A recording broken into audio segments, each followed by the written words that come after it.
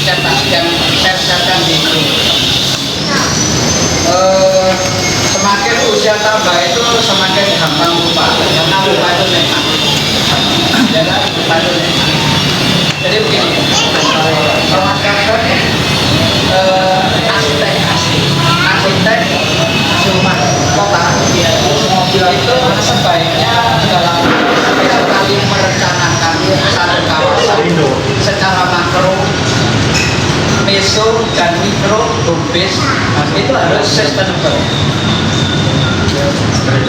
berkelanjutan, sehingga tidak bisa arsitek Mas Arif kita merencanakan itu hanya ngomong seperti kiasan saya itu adalah kalau kita melihat pemandangan di laut itu kan ada kotak itu ditempelin gitu pemandangan laut pernah nggak? Ya di mana itu ya? Oh indahnya bukan di sini.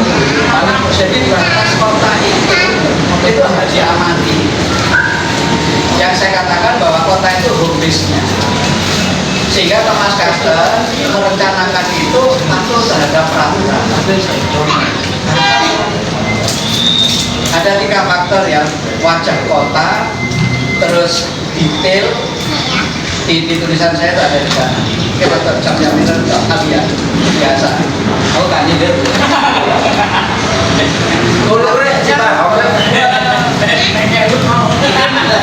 Menjadi bagian bahwa perencanaan kegiatan kita kalau kita jalan-jalan itu jangan dianggap hanya untuk mengeluarkan keringat, hanya capek enggak ya. Ini saya juga menangkap seperti apa yang saya ajak mahasiswa saya ketika ada perjalanan sektor kota. Dan ini bagian dari pembuktian apa yang kami dampingi mahasiswa menjadikan buku, menjadikan pemikiran konsep-konsep tulisan sampai kampung kaitan. Kegiatan kita ini menurut saya ada sesuatu yang nantinya akan kita diskusikan. Nanti ya, kamar ya. Sehingga kenapa Thomas Carter itu melihat Malang, merencanakan kota Malang, merencanakan Bandung, kota Padang, kota-kota lain itu tidak akan sama. Disinilah keunikan tadi yang disampaikan oleh Pak Wawan.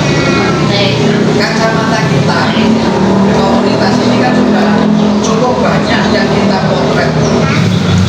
Sehingga kenapa sejawat volunteer ini kok mau sih mau begini kan berarti di dalamnya kan ada satu dokumen, ada semangat untuk supaya apa yang harus kita lakukan ke depan kan gitu, bukan hanya sekedar selfie itu biasa, itu pembuktian. Bertemunya 3 sungai besar, Brantas, Metro. Jadi 3 sungai besar ini oleh Thomas Carter yang memotret betul geografisnya, sehingga perencanaan kota Malang ini adalah kota yang relatif kota terjal, kota taman, salah satu kota tertinggi di Jawa Timur Malang. Karena dengan kondisi geografisnya 444 meter dari muka laut. Tandanya itu sebenarnya di stasiun Kota Baru. Ya, terus ya. Dan kalau waktu saya masih kecil sampai sekarang masih kecil, itu suka duduk di tempat umum. Cuman gak ada sih ngomong. Biasa kan? Ayah kampung arek grek, arek jalan gereja. Bisa sampai berapa? Nah kalau saya tidak belajar gini, ayah tadi preman ya. Apa untuk pes anu, pes power, untuk tomat, dari tomat tambah kumat. Artinya bahwa arsitek itu, kenapa saya selalu kritik profesi saya? Karena memang tidak teliti gitu. Ya seperti kita kan, seperti ini karena kita teliti ya. Ornamennya, ini Mas Arif paling senang jahil untuk selalu ornamen, desain kan. Karena itu adalah tidak pernah ada pojok rumah turunnya yang ornamennya sama, warna-warninya sama. coba kekayaan, kesuburan, ketekunan bisa jadi di antara bangunannya ada di Malang. Ini ngomongin kan? Iya, artinya bahwa jago ramah terhadap lingkungan dengan ketiga bangunan yang ya 5 meter ke atas, sirkulasinya agak ya. Kayak ini gedung Kampung Sasono Budaya, ventilasinya ada di atas lantai sekitar 1,5 meter. Di atas ada beberapa ventilasi. Makamnya pun tidak datar, itu nggak ada sindennya, ada yang tadi. Kesalahan gitu. Ini jelas salah ini, makanya aku caranya DPD. Nantinya kita ini sudah mulai belajar tentang menghargai sejarah. Ya. Tadi dari sampaikan tentang alun-alun. Menurut Ki Cahyono, kamu kok Ki Cahyono perlu dirasa? Malah kita rasa. Alun-alun kota Malang sekarang ini adalah peninggalan Mataram Historis. Kalau Mataram kuno itu sampai masa besar yang tadi sudah sampaikan. Balik kabupaten itu menghadap selatan. Sehingga ketika tanggal 30 Oktober 2006 Budiman Tony yang berani menolak gagasannya Pak Peri. Ada nanti posternya saya bawa. Alun-alun itu mau dibuat alun-alun saja 15 meter dari bawah. Saya salah satunya asisten yang menolak. Ada dokumen. Karena apa? Kalau alun-alun ini berubah oleh seorang wali kota, tidak ada ruang terbuka hijau yang punya legendaris. Tahun 70-an Pak, saya masih SD, SMP. Alun-alun ini tempatnya pengajian takbal. Tokohnya itu Pak Kiai Haji Yusuf dari Blitar. Beliau itu posturnya itu seperti orang kau. Jadi kalau di situ ketika ada pengajian umum, ketika jamaah gereja itu rukun, tidak pernah ada sesuatu. Terbukti kan? Jadi sangat toleransi. Itu kalau Pak Yasin Yusuf itu berorasi itu udah nggak ada yang bisa benar. Ini sehingga kenapa kami saat itu punya bergerak itu dalam rangka menyelamatkan. Eranya Banten ditunjuk sebagai juri sayembara alun-alun. Bisa di-download di sayembara, di sayembara desain alun-alun. Ada sekitar 114 dokumen. Karyanya itu Ciamikol, Ciamik Solo. Saya sebagai arsiteknya kabur, tapi dengan upaya ingin merubah suasana alun-alun itu menjadi tidak seperti alun-alun. Yang korbannya itu adalah alun-alun Bandung. Ya. Jadi rumputnya itu rumput sintetis. Ini tidak ada. Kami saat itu berbantah dengan BRI yang CSR-nya.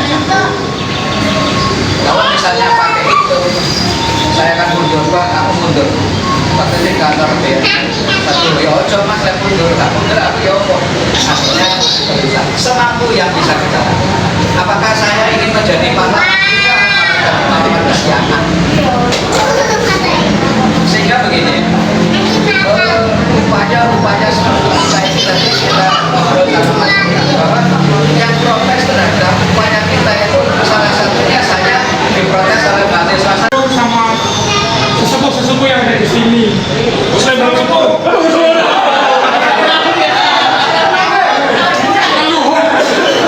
awal anak ini wanita cantik. Oke, terima kasih.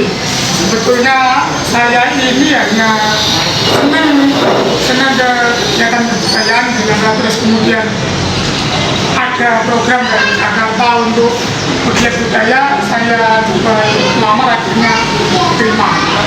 Nah, karena memang dulu 2012 pernah ikut programnya juga yang namanya Pamong Budaya dulu di Banyuwangi.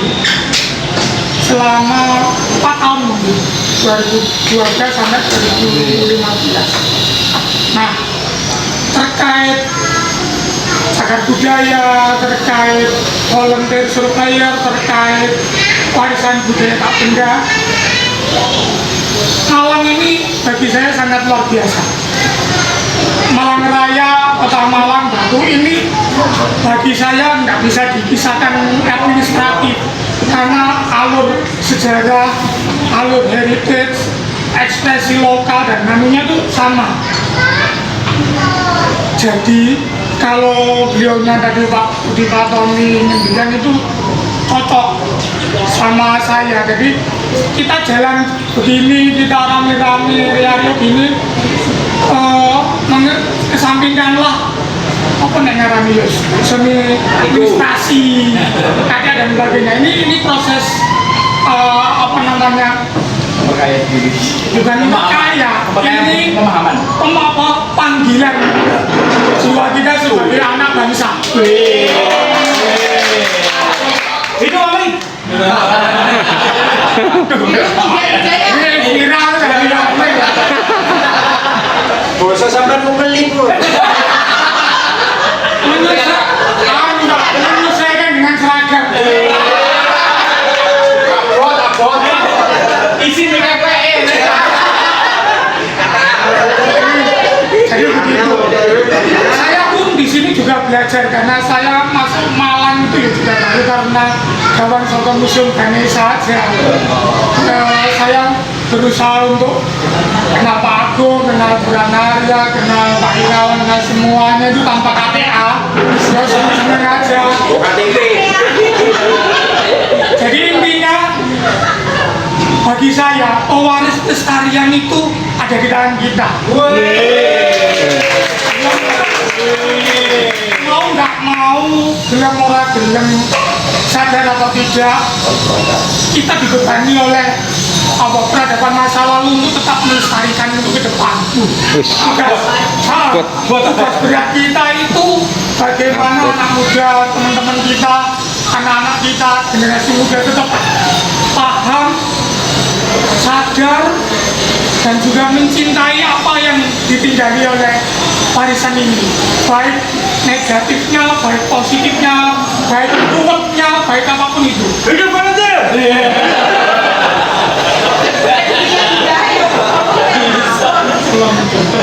Jadi itu, saya ngomong ini, saya hanya nitip teman-teman. Nanti setelah saya purna tugas pun, saya juga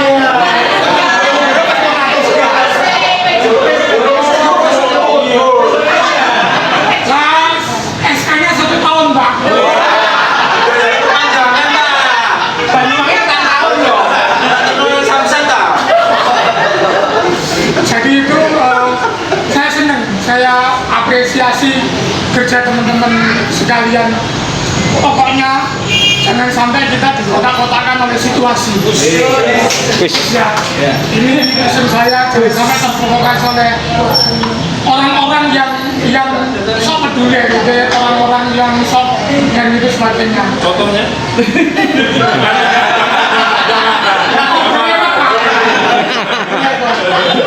Saya tahu sendiri loh. Baik itu ada di instansi maupun yang non instansi. Jadi itu saya nggak bisa ngomong banyak karena capek mau. Saya ya, oh ya, semoga yang berKTP Malang kota bisa saya include saya sebagai pegiat budaya nanti. Rencananya sih Dirjen Kebudayaan ada sertifikasi khusus untuk para pegiat budaya melalui Direktorat Pendidikan Tenaga dan Lembaga Kebudayaan, baik secara lembaga maupun secara individu. Itu saja, terima kasih. Semoga kita tidak dipisahkan oleh ruang dan waktu, tidak dipisahkan oleh ideologi-ideologi, tidak dipisahkan oleh gerakan-gerakan kanan kiri. Gak boleh KTA. Ada enggak Pak, tapi sampingan boleh kan? Itu saja, terima kasih. Sekian Pak Agung, matur suwun. Iya, ada turun. Kelas dulu. Assalamualaikum warahmatullahi wabarakatuh. Waalaikumsalam. Ini punya budaya. Sudah cukup menghibur. Mengamati kota sejak dari kecil sampai besar, kota berkembang sebagaimana layaknya, dinamikanya, ada naik turunnya perkembangan, termasuk juga perkembangan cagar budaya, perkembangan heritage, sampai juga pada saat ini dan masa lampau. Dan masa depan harapnya gimana? Karena Pak Irawan ini rumahnya termasuk rumah cagar budaya di Anjasmara nomor 25. Pokoknya rumah nomor 25 itu cagar budaya. Selawe musiknya Bung. Museum Mas Lawe, Pak. Ya, ayo Pak. Oke. Terima kasih Pak Agung. Ini loh ya, hari ini takon nih, Mas. Kok ketemu Pak Agung ya? Mesti wis. Ono pancingan yo ngomong. Iya. Ono bahane ya. Jadi terima kasih teman-teman semua. Hari ini menarik ya. Acara-acara seperti ini memang bukan acara skala gede-gede gitu ya. Kecil-kecil begini, tapi kalau buat saya ini ya, kecil-kecil itu nyantol. Ada aja lah, kita nemu satu dua di jalan tadi itu yang terbawa. Seperti kata Pak Agung tadi, memang saya penghuni Malang ya. Arema juga, umur saya di Malang, memang saya pernah bekerja di luar Jawa ya, berapa tahun. Tapi saya udah pulang nih ceritanya nih. Wis gak kantor mana, berhubung kantorku ditutup ya, ya wis boleh lah, wis boleh lah, ya kemana. Dan pulang, seperti Pak Budi juga ini. Pak Budi juga Arema itu ya. Jadi kami ini bersyukur bahwa apa saya mau istilahkan itu mengalami perkembangan kota. Jadi cerita pengalaman kami ini bisa kami ceritakan sekarang kepada generasi-generasi yang ya di bawah kami tentu saja. Jadi kalau saya itu pinjam istilahnya Mas Arif ya, Mas Arif pernah mengistilahkan itu living legend. Nah, ini living legend. Jadi pelaku Bukan living monument Pak ya. oh bapak enak sampai ngomong-ngomong ini.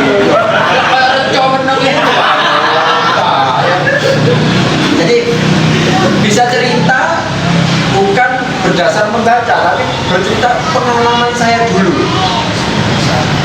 Gregetnya lain. Misalnya, saya kalau cerita di dekat rumah saya dulu itu ada relnya lori ya. Terus saya cerita kalau misalnya dulu di sini ada relnya lori ke kebun aku. Misalnya cerita seperti itu. Orang yang cuma mandu-mandu tahu iya, itu tidak ada Bekasi kan ya. Tapi kalau saya cerita, aku di sini baca tebu ini. Lorinya lewat, saya ngalamin narik-narik itu. Kan lain itu rasa itu. Nah, sehingga cerita-cerita itu bisa kami sampaikan kepada generasi yang di bawah kami. Jadi orang bisa membayangkan kok kayak gitu ya dulu suasana kota. Tadi sempat Pak Budi cerita di depan gereja.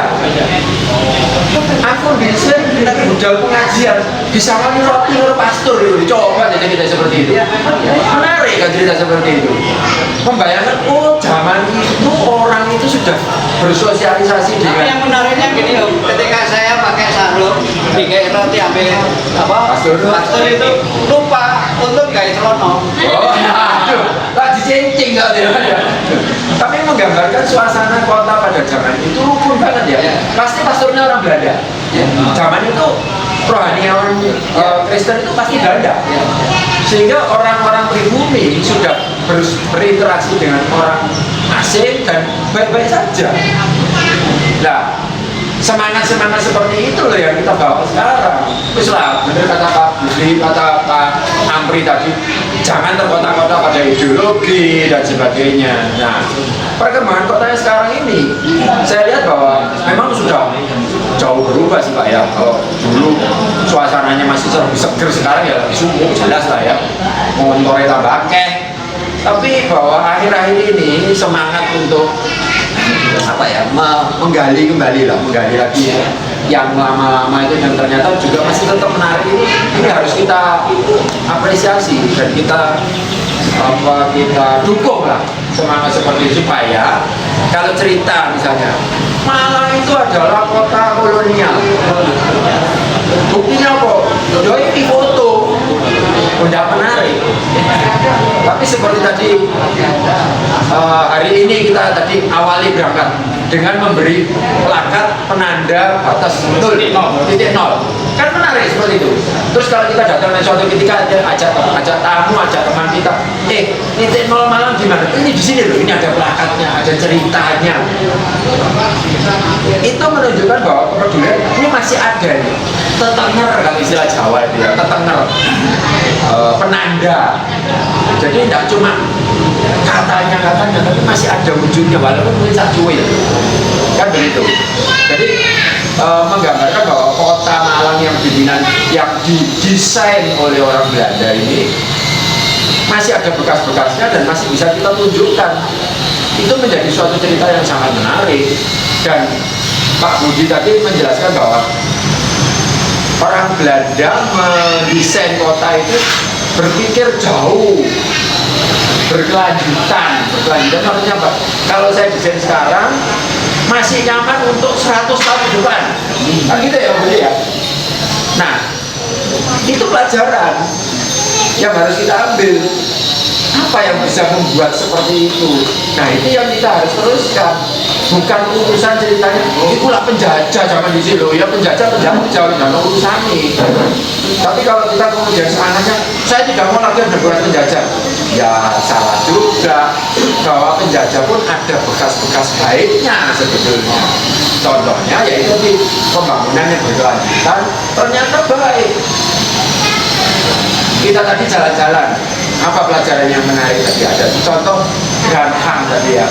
Sorry aku ngomongnya londo ya, Ganghang. Itu branding, bukan branding ya. Berhubung ada Rodo ya, ini gang tadi. Rodo gang sih dia lah. Asalnya Hang, jalan kecil. Itu kan jalan kebakaran itu suatu ciptaan struktur yang diciptakan untuk kemudahan, untuk pertolongan jika darurat. Coba lah, orang sekarang nggak berpikir seperti itu ya. Orang kebakaran ini. Sawo jajar sekarang dibikin dengan begitu padatnya. Orang kobongan dia teman. Gak nutut wis brambir itu. Oh, itu brambir. Lawas gimana ini? Supaya brambir dirubah. Rebuesnya untuk kertas ini. Meselit ono iya. Nah, itu contoh. Kalau kita berpikir orang Belanda itu membuat seperti itu dipikir panjang. Jika ada apa-apa, cepat tertolong. Orang sekarang ya sudahlah, kita terbatas dengan urusan ekonomi, akhirnya bikin padat seperti itu, ada kebakaran, tidak tertolong. Itu pelajarannya. Terus tadi contoh kita diajarkan oleh Pak Agung di Balai Kota. Balai Kota zaman segitu, ya memang ya zaman tahun 29 Malangnya anyep pastilah, tak jamin anyep. Tapi seandainya itu masih tetap sampai hari ini bangunan-bangunan sekitarnya tidak sepadat itu, dengan bentuk-bentuk tadi istilahnya itu yang apa, jendela yang ada kisi-kisi itu, jalusi istilahnya itu. Kremnya. Ya, zaman saya jadi kremnya itu. Kalau kremnya yang kotor elek itu, nggak setuju kremnya itu. Tahun 20-an itu. Nah, itu kan kalau fungsinya itu masih berfungsi, seandainya itu masih bangunan sekitarnya nggak ada, saya jamin di dalam gedung itu juga masih tetap ada. Nah, itu kan pelajaran juga buat kita. Orang Belanda zaman itu bikin kayak gitu masih bisa berfungsi sampai hari ini, berkelanjutan. Nah, jadi teman-teman sekalian, saya hari ini senang bahwa kita bisa bersama-sama seperti ini. Jalan-jalan kita ini jalan-jalan yang belajar, bermanfaat, belajar bersama-sama. Ternyata peninggalan lama itu tidak sepenuhnya mesti wah bikinan penjajah semua, enggak, jangan seperti itu. Fungsi-fungsinya yang bermanfaat itulah yang kita pelajari sekarang bisa kita manfaatkan untuk ya berkelanjutan besok-besok lagi. Saya kira gitu Bang. Oke. Tepuk tangan dong. Anaknya serius, serius.